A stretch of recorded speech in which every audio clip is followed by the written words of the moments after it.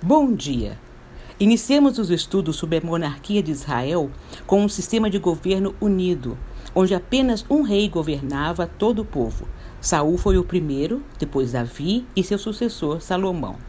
Com o regime opressivo do rei Salomão, houve muito descontentamento e oposição pelos líderes tribais de Israel, e durante o governo de Roboão, filho de Salomão, houve a ruptura do trono e Israel dividiu-se em dois reinos: o reino do norte, chamado de Israel, sob a regência de Jeroboão, e o reino do sul, Judá, que manteria a dinastia de Davi. Hoje estudaremos o reino único de Judá, pois o reino de Israel foi conquistado e destruído pela Assíria durante o reinado de Oséias. O reino do sul, Judá, continuou a existir até ser conquistado pelos babilônios durante o reinado de Zedequias. Veremos hoje sobre os reis Manassés, Amon, Josias e Jeoacás.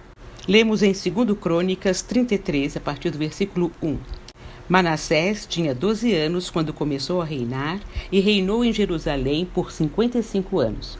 Fez o que era mal aos olhos do Senhor e seguiu as práticas detestáveis das nações que o Senhor havia expulsado de diante dos israelitas.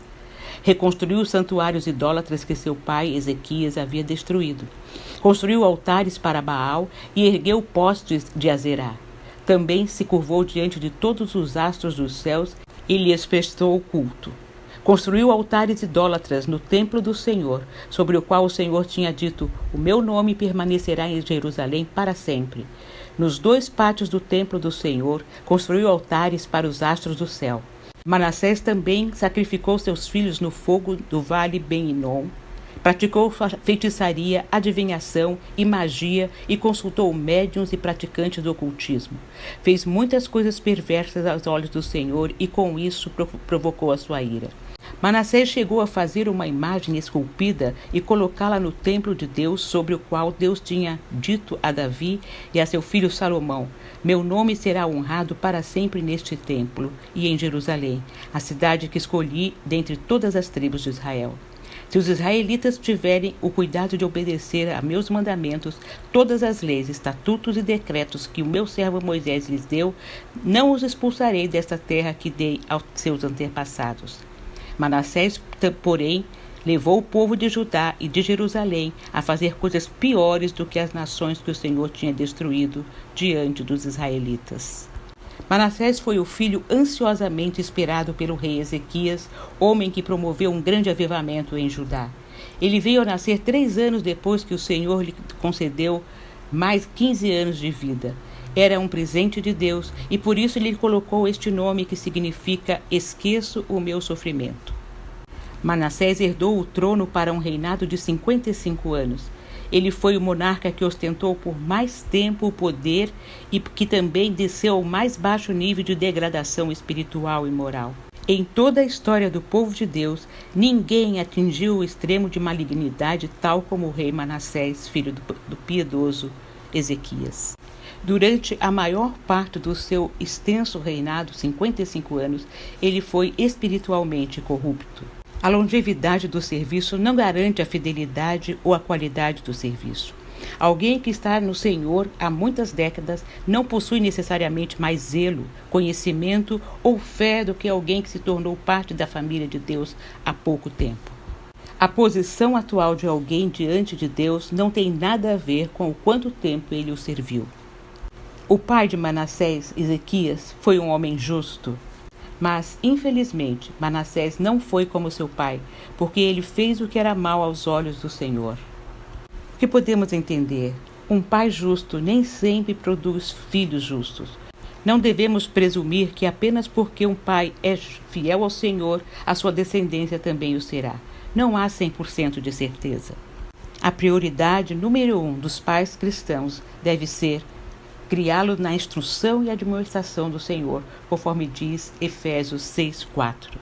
Manassés desfez grande parte do bem que o pai fez. Ezequias foi um grande reformador, fazendo o melhor que pôde para eliminar as atividades pecaminosas em Judá. Mas quando Manassés assumiu o trono, ele trouxe de volta a idolatria e a imoralidade na nação.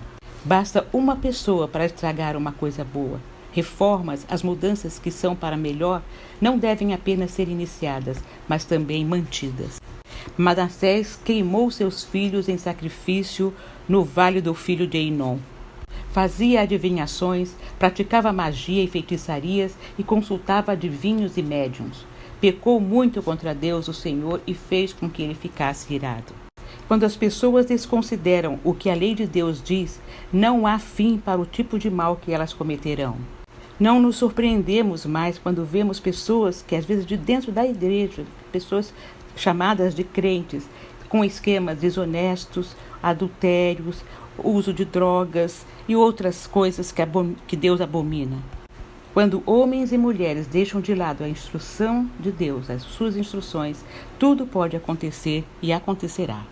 Outra coisa que Manassés fez foi derramar muito sangue inocente. Está lá no 2 Reis 21, versículo 16. Manassés também derramou tanto sangue inocente que encheu Jerusalém de um extremo ao outro.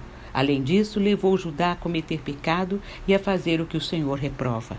O Senhor sempre odiou o derramamento de sangue inocente. Está lá em Provérbios 6, 16 e 17. O assassinato é errado porque o homem foi feito à imagem e semelhança de Deus.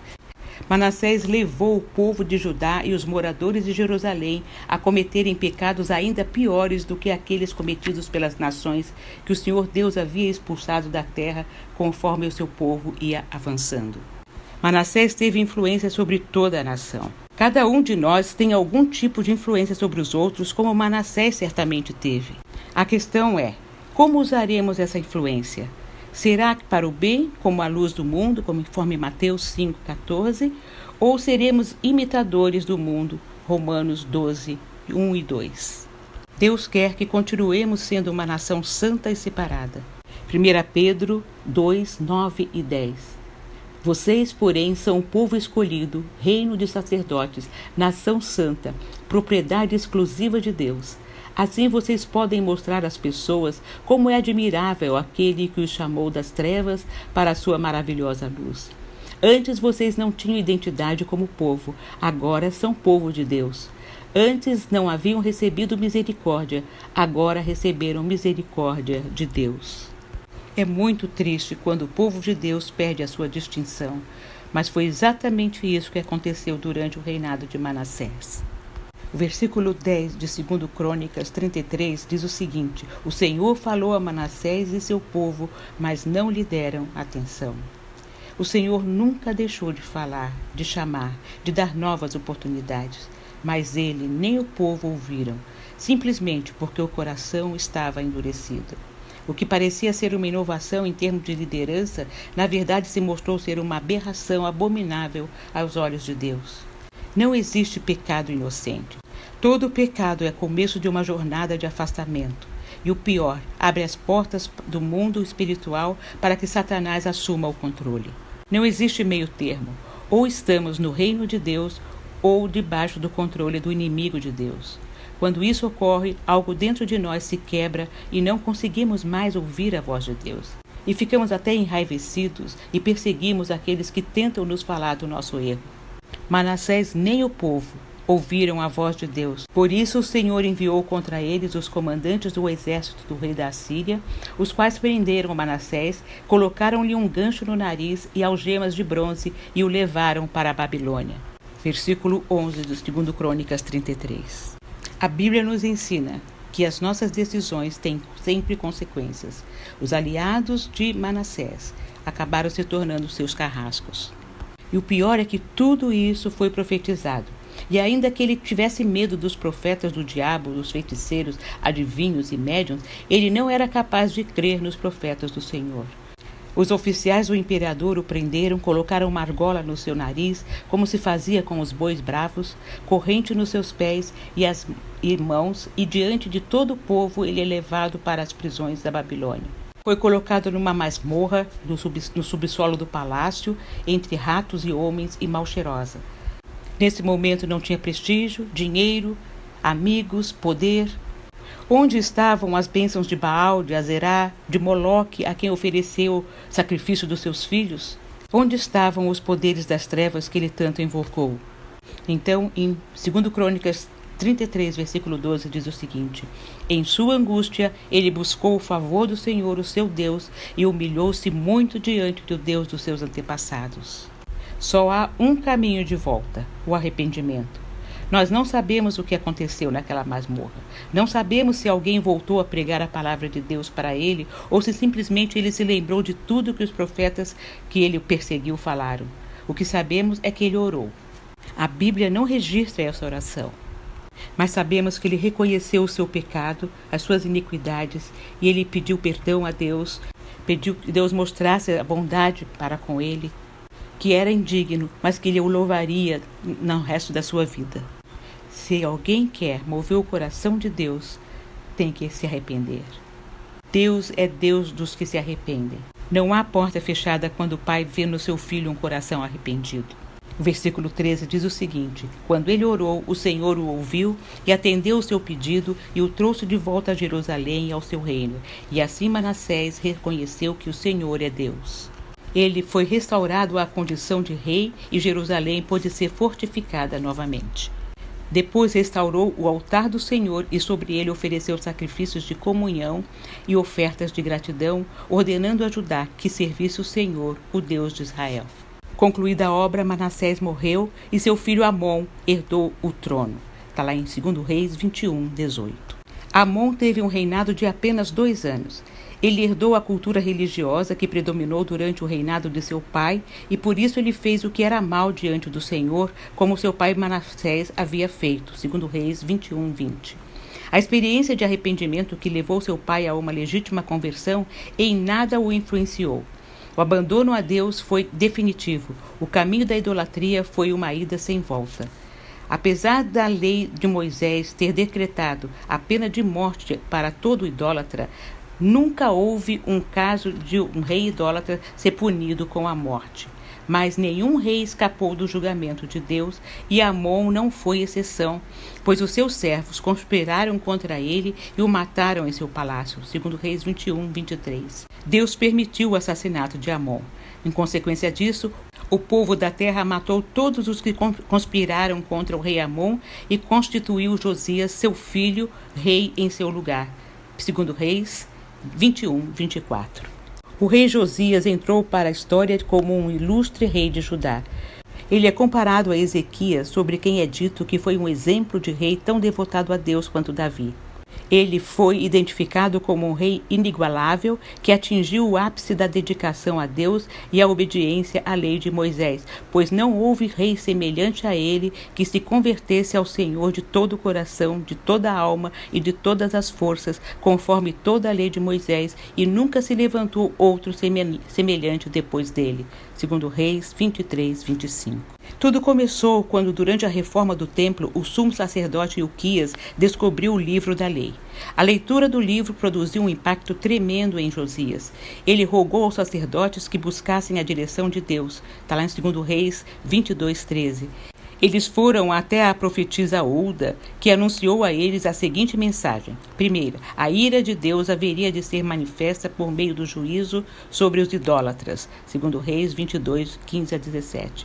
Segundo, para ser poupado, Josias já não estaria vivo para ver a destruição e a desolação de Judá. Versículos 18 a 20. Tomando em suas mãos o livro da aliança, Josias marchou em direção ao templo, acompanhado de todos os homens de Judá e os moradores de Jerusalém, os sacerdotes, os profetas e todo o povo, do mais jovem ao mais velho, e fez uma leitura de tudo o que estava escrito. Versículo 2 do capítulo 23 de 2 Reis. Após a leitura, Josias pronunciou um voto de aliança com Deus, cujo propósito era andar com o Senhor e guardar os seus mandamentos, os seus testemunhos e os seus estatutos de todo o coração e de toda a sua alma. E a sua atitude encorajou a todos que estavam com ele a fazer o mesmo. Versículo 3. Versículos de 4 a 30 nos dão um resumo do que aconteceu depois disso. Tudo o que era usado nos rituais idólatras foi destruído e os oficiantes do culto a Baal foram destituídos do sacerdócio. As moradias dos prostitutos que estavam no templo foram demolidas. Foi profanado o vale onde os idólatras queimavam os seus filhos e filhas em sacrifícios a Moloque. A idolatria foi varrida de Jerusalém e de todo o reino de Judá. Todas as famílias de Judá foram convocadas para celebrarem a Páscoa. Josias encerrou seu reinado quando, numa batalha em Megido, foi morto pelo faraó Neco e seu filho Jeoacás foi ungido como rei. No reino de Judá, o rei mais brilhante aos olhos de Deus foi Josias, mas seu filho Jeoacás foi o ímpio que nada de bom deixou como legado. Tudo que é dito a respeito dele resume-se na seguinte declaração: ele fez o que era mal diante do Senhor. Segundo Reis 23:32. O seu destino foi o cativeiro, pois o faraó Neco mandou prendê-lo para que não reinasse em Jerusalém.